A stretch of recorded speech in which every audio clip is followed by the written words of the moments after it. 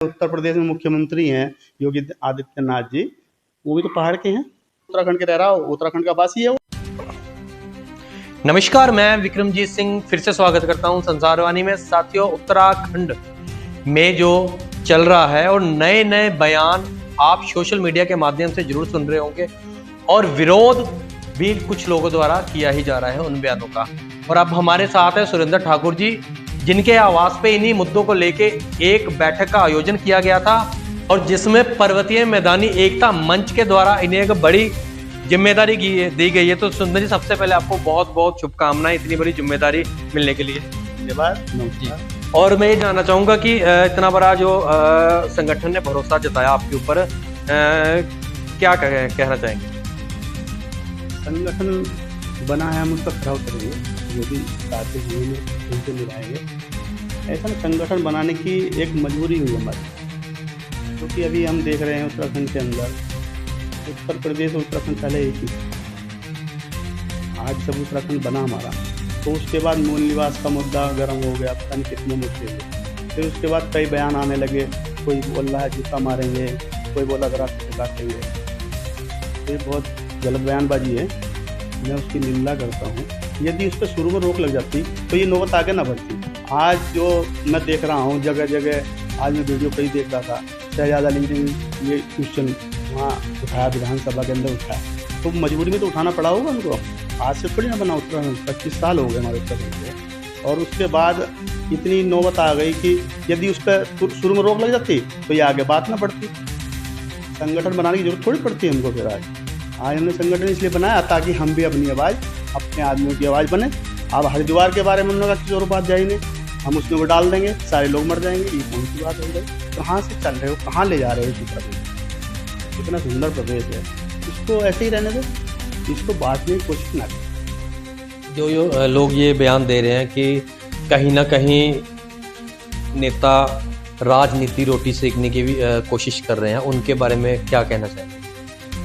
नहीं, मैं उन लोगों से ये कहना चाहूँगा ना, मैंने भी सुने कई साधु महंत के बयान आए हैं, हमारे साधु संतों के बयान भी आए हैं, कुछ नेताओं के बयान भी आए हैं कि बीच में राजनीति रोटी ना सेकी जाए। तो मैं उनसे ये कहना चाहूँगा, यदि वो शुरू में इस बात का खंडन करते या उनके खिलाफ कार्रवाई कराने की बात करते थे, क्यों कोई बयानबाजी करता? भाई, हमने यहाँ जिम्मेदार बना रखा है किसी, यदि सदन में भेजा है, यहाँ सांसद भी हमने बनाए हैं। क्या पहले से किसी यहाँ 3 सांसद बनाए हैं, पहाड़ के थे वो तीनों। हमने उत्तर प्रदेश में मुख्यमंत्री हैं योगी आदित्यनाथ जी, वो भी तो पहाड़ के हैं। तो क्या इनको आवाज़ नहीं उठानी थी? मतलब उत्तराखंड के अंदर जितने भी नेता हैं, किसी की आवाज़ सुनी आपने पहले? इससे पहले किसी की आवाज़ कोई नहीं निकली। तो आप उस पर एक्शन लेते, आप उसका विरोध करते कि भाई हम इसका खंडन करते हैं, ये यूपीएडी या जो भी हो, मतलब जो भी इसके बारे में गलत बयानबाजी करेगा, चाहे कोई भी हो। मैंने देखा कई लोगों ने गलत बयानबाजी करी है, या खाली यूपीएडी ने थोड़ी करी है, उसके बाद औरों ने भी करी है।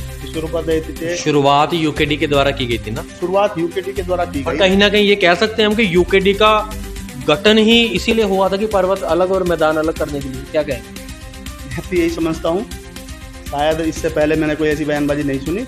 यूकेडी जो हमने देखा है, यूकेडी का नाम सुना और तभी सुना कि यूकेडी को करना था तो गैरसैंण राजधानी के लिए धरना प्रदर्शन करते। इससे हमने पहले देखा कि उत्तराखंड जब बना है तो हमने भी उसमें बढ़ चढ़ कर हिस्सा लिया है। ऐसा थोड़ी दिवाकर भट्ट जी थे, हम उनके साथ रहते थे, हर समय दिन रात हमने साथ दिया है, हर जगह गए हम जहाँ भी हो। मेरा जन्म कालागढ़ का है, कालागढ़ पौड़ी जिले में आता, तो मैं मूल निवास यहाँ का होना चाहिए, मगर उसके लिए सर्टिफिकेट चाहिए हमें। भाई, जब हम कालागढ़ के रहने वाले थे, कालागढ़ में जन्म हुआ मेरा, कालागढ़ डाम बन रहा था, तो वहाँ सर्विस करते थे, वहीं रहते थे। तो उनको अब मूल निवास प्रमाण पत्र के लिए वो चाहिए, इतने सबूत चाहिए बहुत सारे। भाई, जब हमारा उत्तराखंड बना है तब तो ये भी उत्तर प्रदेश में था ना। जब उत्तर प्रदेश में था तो उस समय जब यदि उत्तर प्रदेश में था तो इन लोगों का भी मूल निवास उसी तरह से बनना चाहिए। एक बात ये भी है कि जब गठन हुआ था उत्तराखंड का, तो ये लोग तब कहाँ थे कि नहीं प्लेन अलग करो पहाड़, तब कहाँ थे? या तो इनको तभी अलग करना था, या तो तभी अलग करना था। यदि अलग नहीं करा था, मेरा कहना ये है कि यदि जब उत्तराखंड अलग बना है तो ये भी तो उसी समय अलग हुए उत्तर प्रदेश से। उससे पहले कहाँ अलग हुए? भाई जैसे यहाँ लोग रहते हैं नारसन से यहाँ तक बता रहे हैं कि हरिद्वार तक नारसन तक हमारा है सब। मैंने आज कई बयान सुने हैं कि नारसन तक सब जो उत्तर प्रदेश में रहते हैं जो ये थे वो सब उत्तराखंड वासी हैं, है ना। कह तो दिया इन्होंने मूल निवास सबके लिए अनिवार्य है, मगर बनाते क्यों नहीं भाई। आप जाओ ना तहसील में, सुबह जाओ, आप मुझे मूल निवास बनवा के दिखाओ। और दूसरी ये भी बड़ी बात है कि जो लोग ये बयान कर रहे हैं कि हम यहाँ के मूल निवासी हैं, किसी ने डॉक्यूमेंट चेक किए हैं उनके जाके कि कब से हम? किसी ने चेक नहीं किया। नहीं, सबसे बड़ी बात तो चलो वो कभी के भी थे। मेरा कहने का तो ये उत्तराखंड कब बना हमारा? 2000 में बना। जब 2000 में बना तो 1950 से कैसे लागू हो जाएगा कोई चीज? जब 2000 में बना तो 2000 से लागू होना चाहिए। यदि 2000 से लागू होगा उत्तराखंड, मतलब जब से हमारा उत्तराखंड बना तब तो उत्तराखंड के अंदर ही तो थे, उत्तर प्रदेश के अंदर तो थे वो भी भाई। पहाड़ जो था हमारा उत्तर प्रदेश के अंदर था। यहाँ के कितने मंत्री रहे, कितने वो रहे, तो सबके लिए नियम एक होना चाहिए। ऐसा थोड़ी होगा कि भाई पहाड़ के लिए ये कैसे सब मान लोगे आप, कैसे साबित करोगे कि ये पहाड़ के रहने वाले हैं? जैसे वो पहाड़ के रहने वाले थे, हम भी तो हैं। मैं कालागढ़ का जन्म है मेरा। जितने लोग, आज मैं उनका बयान सुन रहा था एक सजाद जी का, वो कह रहे कि मेरे दादा परदादा यहीं के रहने वाले हैं, लहबोली गाँव पड़ता है उनका। तो उन्हें क्या सबूत देने की जरूरत पड़ रही? मगर यहाँ फिर भी नहीं बनता मूल निवास। मूल निवास बनवाओ ना। ये क्या हुआ, हरिद्वार से इधर वालों का ऐसा ही बनेगा, वहाँ से मूल निवास बनेगा ऊपर वालों का।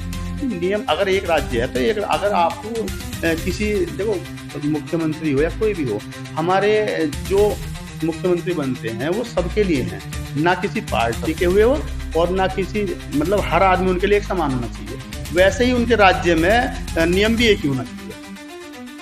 तो नियम एक ही तो रखो। आपने मुख्यमंत्री की बात की है तो मैं उनके बारे में ये भी जानकारी दूंगा कि बताना चाहूँगा कि इस मामले में कोई भी उनका बयान सामने नहीं आया। क्या वो उनको सपोर्ट कर रहे हैं जो लोग अलग करने की बात करते हैं? नहीं, मैं ये नहीं कहूँगा कि वो सपोर्ट कर रहे हैं। मैं देखता हूँ युवा मुख्यमंत्री हैं, बहुत अच्छा निर्णय लेने की उनके अंदर पावर है और उन्होंने पावर ली, मतलब बहुत अच्छे अच्छे निर्णय लिए भी हैं। तो इस पर भी निर्णय लेंगे, वो गंभीरता से हो सकता है। आज मेरे ख्याल से मैं कल देखता, आज प्रधानमंत्री जी का दौरा था, उसमें बिजी हूँ। कल निर्णय ले सकते हैं, कुछ दिन बाद ले सकते हैं, या उनके मन में कुछ और हो, ऐसा नहीं है। और मैं देख रहा था ऋतु खंडूरी जी थी वहाँ पे, तो शहजाद जी का भाषण चल रहा था, तो उन्होंने उनका भाषण पूरा कराया, दूसरे को मना करा कि आप बैठिए, उनका भाषण पूरा होना चाहिए। तो ये भेदभाव सबके अंदर नहीं है कि मैं देख रहा था हमारे सुबोध उनियाल जी हैं, उनका बयान आया था। उन्होंने कहा भाई खुलेआम कहा उन्होंने, जो उत्तराखंड के रह रहा हो उत्तराखंड का वासी है वो, तो हम कैसे गलत बता सकते किसी को? ये पार्टी का किसी चीज़ का मुद्दा नहीं है। पार्टी गंभीर है, इस पर विचार कर रही है, ऐसा नहीं है। और मैं ये कहना चाहता हूँ, 2-3 लोगों ने बोला है, गलत बोला है, चमोली जी ने गलत बोला है, उपाध्याय जी ने गलत बोला है, उनके खिलाफ कार्रवाई होनी चाहिए। सुरेंद्र जी, जैसे वो जूता दिखाने वाला मामला सामने आया था और प्लेन वालों को दराती से काट दिया जाएगा, उस विषय में क्या कहेंगे? मैं कहना चाहूँगा, मेरी बात हुई थी, मेरे जिसका होटल था उनको फ़ोन किया, वो इतने डरे हुए थे, सहमे हुए थे। वो बोले भाई साहब आप यूपीटी से बोल रहे, बहुत घबरा गए वो। मैंने नहीं भाई साहब, मैं सुरेंद्र ठाकुर बोल रहा हूँ। उनका फ़ोन आपके पास आया था? नहीं, मैंने उनको फ़ोन किया। आपने किया? मैंने उनको फ़ोन किया था। मैंने उनको फ़ोन किया तो वो इतने घबरा गए, बोले भाई साहब यूपीडी से बोल रहे। मगर नहीं भैया, मैं यूपीडी से बोल रहा हूँ, सुरेंद्र ठाकुर बोल रहा हूँ, हरिद्वार से बोल रहा हूँ।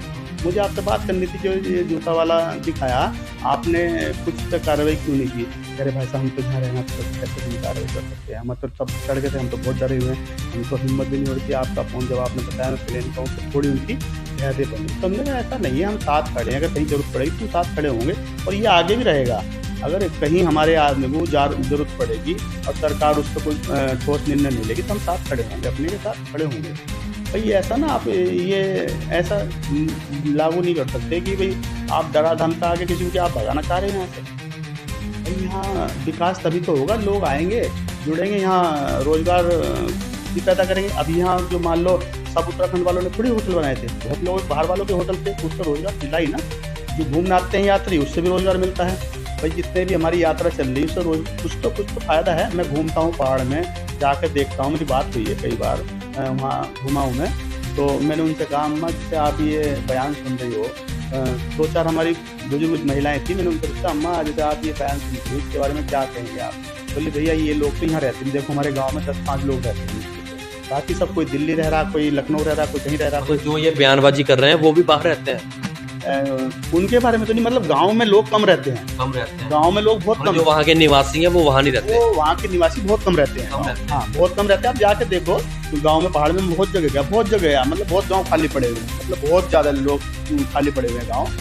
तो वो इससे पीड़ित थे, बोल रहे कि ये तो बयानबाजी वहाँ बैठे करते हैं, नुकसान तो हमें होगा यदि यात्रा बंद हो जाए। मेरे पे एक यात्रा वाला मामला था, मैंने उसको बयान दिया था, तो मैं वहाँ से सुना उनसे, तब मैंने बोला ये, उन्होंने कहा कि यदि यात्रा बंद हो जाए तो हमें तो दिक्कत हो जाएगी, यहाँ हमारा क्या रोजगार है यहाँ बताओ आप, इसमें फसल होती नहीं हमारी। हम मैं देखा था उनके खेत, छोटे छोटे खेत थे वो, उसमें दिक्कत होती, पानी नहीं आता कहीं, तो क्या करेगा आदमी, मजबूर है ना वो है। सरकार को उसके बारे में सोचना चाहिए, सरकार को वहाँ रोजगार देने चाहिए। अभी जो सेबों का बागान लगाए, वहाँ कई ठेकेदार बाहर के अपना ठेकेदारी छोड़ गए, नौकरी छोड़ गए, उन्होंने वहाँ सेब के बागान लगाए, तो वो अच्छा काम कर रहे हैं, उनको बढ़ावा देना चाहिए। सरकार पे और ध्यान देना चाहिए कि हमारा उत्तराखंड कैसे सुंदर बनेगा। जब हम सुबोध नियाल जी के पास पहले में बैठता था तो मेरी बात होती थी, तो जब वो मुख्यमंत्री बने थे, कांग्रेस में थे उस समय वो, तो उन्होंने कहा मैं प्लेन पहाड़ के लिए कुछ अच्छा काम करूँगा, उनके मन में बहुत वो था, ठीक है।